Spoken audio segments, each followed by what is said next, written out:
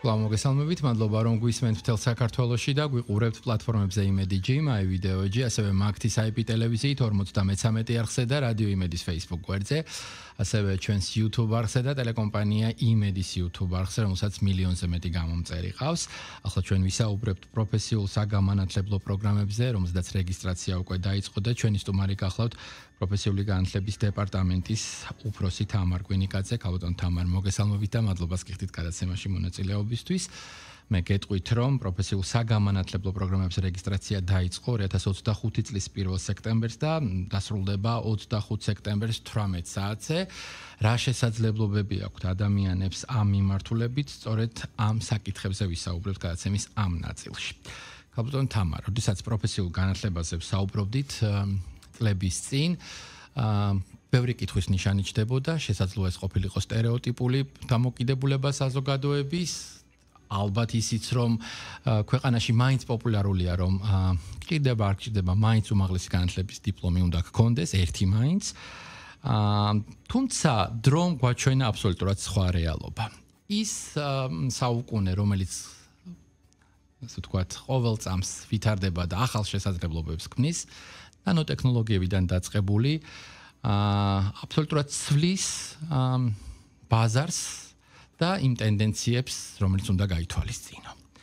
იმისთვის, რომ ამ დროს არ ჩამორჩე, ძალიან მნიშვნელოვანია კონდეს კონკრეტული საქმე, რომლითაც მოახდენ საკუთარი თავის რეალიზაციას. მოძებნი შენს ადგილს, გექნება შემოსავალი და სრულფასოვანი ცხოვრება გექნება. ამ კუთხით თუ განვიხილავთ პროფესიულ საგამანათლებლო პროგრამებს, ერთ-ერთი საუკეთესო საშუალებაა დროის ძალიან მცირე მონაკვეთში, მათ შორის დაკარგული დროის ანაზღაურების თვალსაზრისით, ან გნებავთ ახალი ვთქვათ პროფესიული არჩევანის გაკეთების დროს, სახელმწიფო სთავაზობს დაინტერესებულ პირებს მიიღონ მონაწილეობა ჩაერთონ ამ პროგრამებში და ისწავლონ შემდეგ დასაქმდნენ. გვითხარით, რა პროფესიებზეა საუბარი, რისი დაუფლების შესაძლებლობაც ამ პროგრამის საშუალებით ჩნდება და ვის შეუძლია მასში მონაწილეობის მიღება. მოგესალმებით, პირველ რიგში მადლობა მინდა გადაგიხადოთ მოწვევისთვის, მივესალმებით ჩვენს მაყურებელს, მსმენელებს.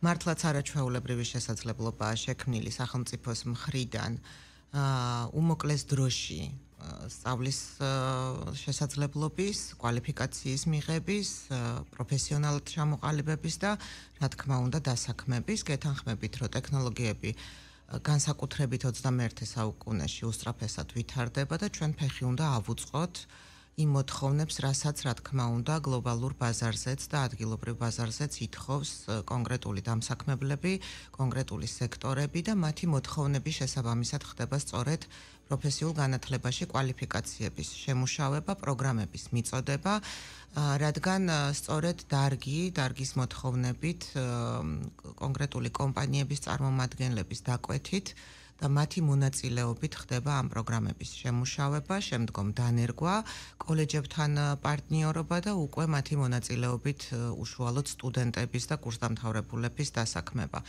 რა თქმა უნდა, ყველასთვის ხელმისაწვდომია პროფესიული განათლება.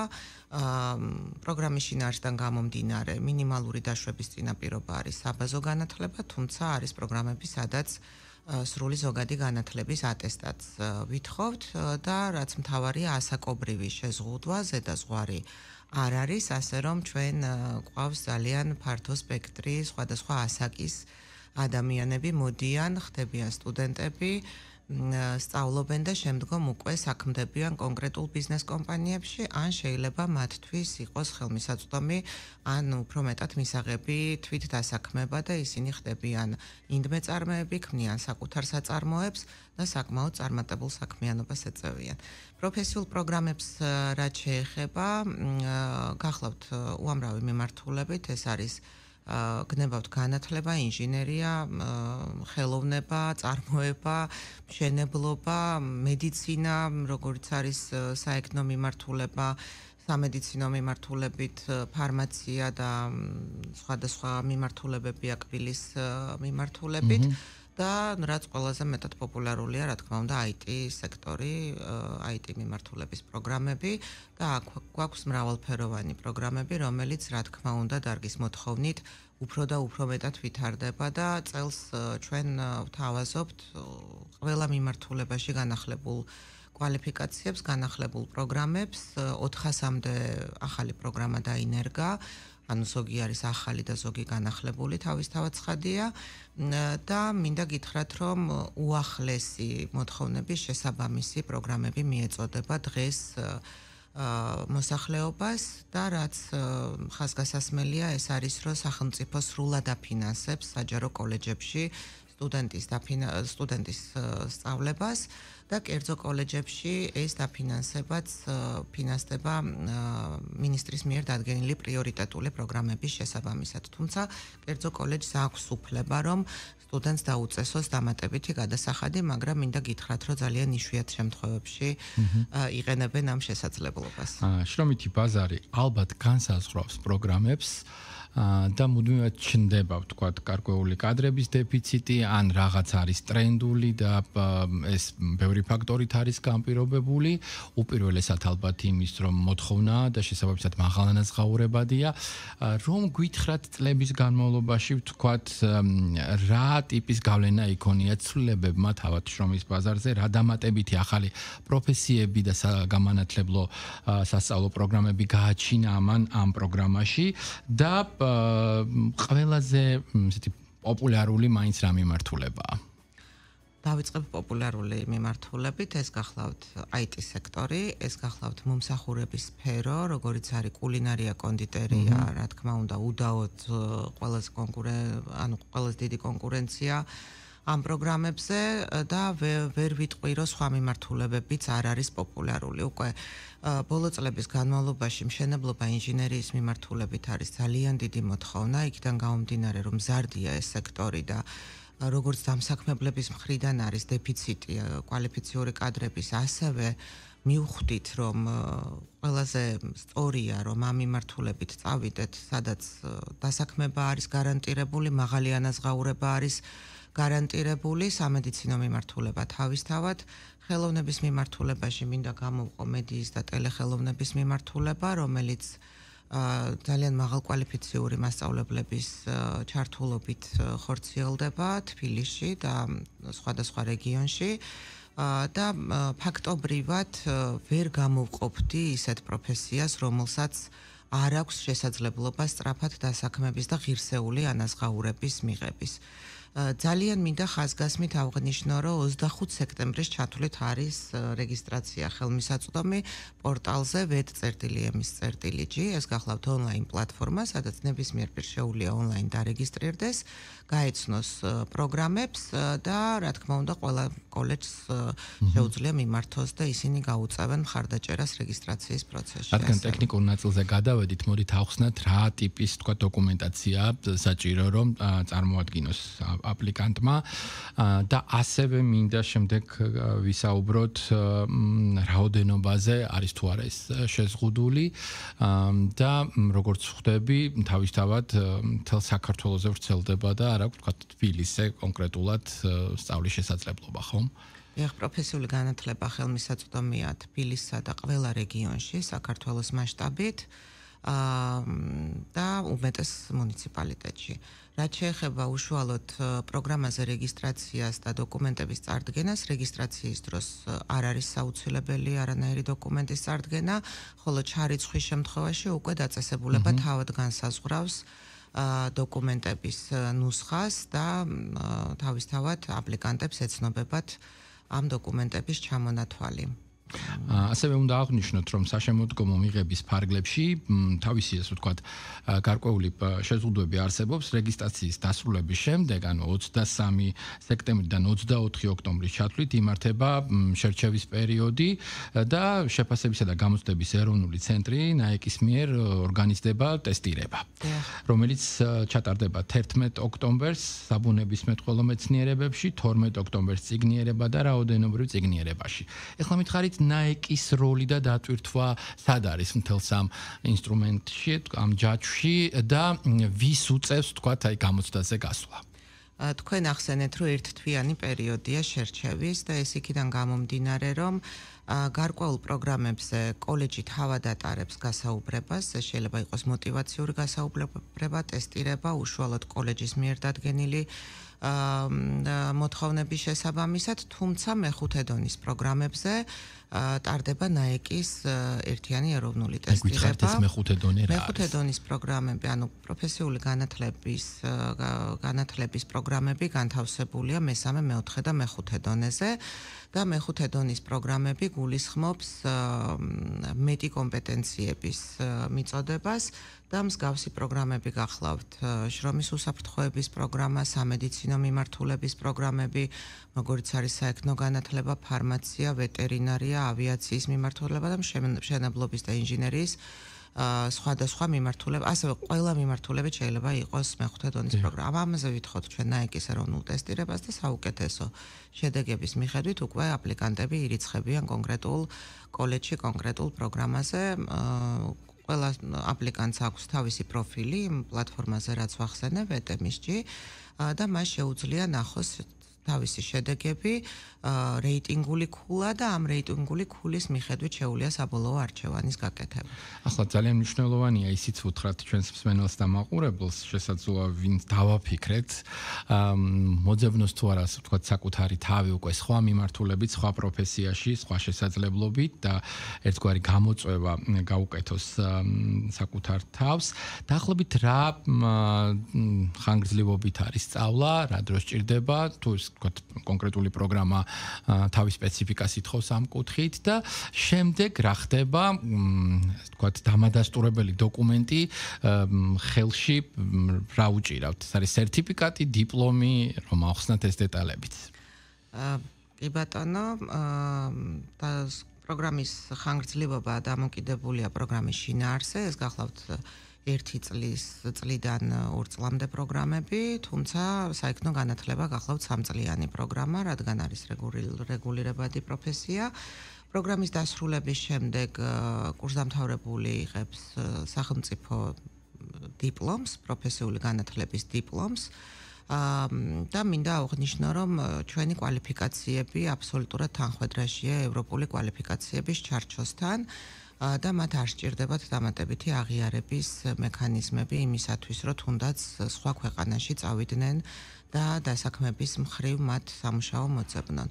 რაც შეეხება სტატისტიკურ მონაცემებს, მინდა ხაზი გავუსვა, რომ ბოლო წლების განმავლობაში ძალიან იმატა მომართვიანობამ პროფესიულ განათლებაზე, როგორც აპლიკანტთა მხრივ, ასევე ჩარიცხული სტუდენტების კუთხით.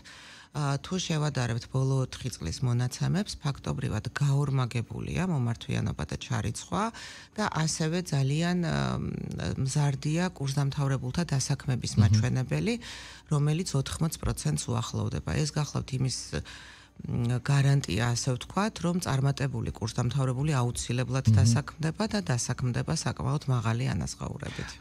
თქვენ აღნიშნეთ, რომ ინტერესი არის გაზრდილი, რით იხსნება ეს, ვთქვათ, ქცევის ცვლილება, რას უკავშირდება იმას, რომ რეალურად ხედავენ და ვთქვათ, თვალსაჩინოა ეს ყველაფერი, თუ კიდე არსებობს, ვთქვათ, დამატებითი მოლოდინები, რაც ამ პროგრამის საფუძველზე, როგორც ჩანს, მათ გამოსდით. იცით რა, ალბათ უფრო შრომის ბაზრის მოთხოვნიდან გამომდინარე ხდება ეს ყველაფერი. ადამიანები ვხედავთ, რომ დეფიციტურია გარკვეული პროფესიები, მეტი შესაძლებლობაა დასაქმების და ვაკანტური ადგილები და სწორედ იმ უნარებით და კვალიფიკაციით ითხოვენ კადრებს, რასაც ჩვენ ვასწავლით პროფესიულ განათლებაში. არ შეიძლება, რომ რაღაცა ერთი პროფესიით არსებობდეს იმდენი ადგილი, რომ პირობითად თუ ავიღებთ იურისტებს, ხო, რატომღაც ესე ვახსენებთ ხოლმე, ვერ იქნება წლის განმავლობაში 30,000 ადგილი იურისტის, ხო ასეა. ამიტომ ეს ადამიანები, ჩვენ თუ შევხედავთ ჩარშანდელ ჩარიცხვებს, დაახლოებით 30% ჩვენთან ჩარიცხული სტუდენტების მობრუნდა უმაღლესი განათლებიდან, ან არის ბაკალავრიატის სტუდენტი, ან დამთავრებული, ან მაგისტრ დამთავრებული, ანუ უმაღლესი განათლების მქონე ადამიანები მოდიან და პროფესიულ განათლებაში კონკრეტულ პროფესიას ირჩევენ.